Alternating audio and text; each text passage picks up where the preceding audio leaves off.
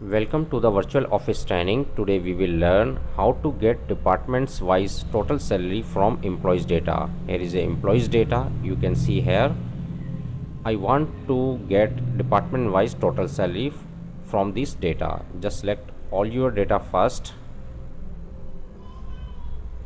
and go to the insert.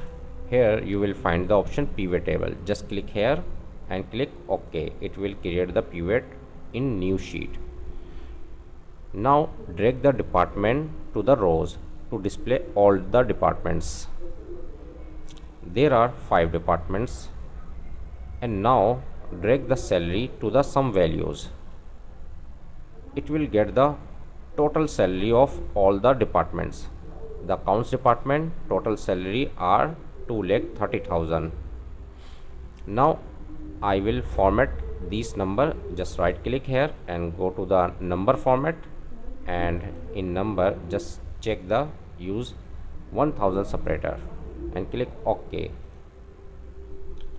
Now in admin departments the total salary are 1,77,500. Now I want to create chart from this data. I will tell you very simple technique to create the chart. You can see here analyze tab, and here is the option pivot chart. Just click here and click OK. It will create chart automatically.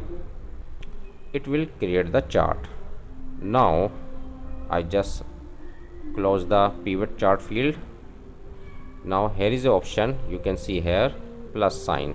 Just click here and uncheck legend, grid lines and chart title from this chart. Now I want to hide these two fields also.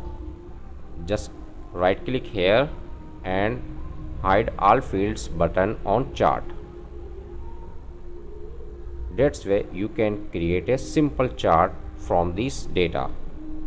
Hope this tip will be very helpful for you. Thanks for watching.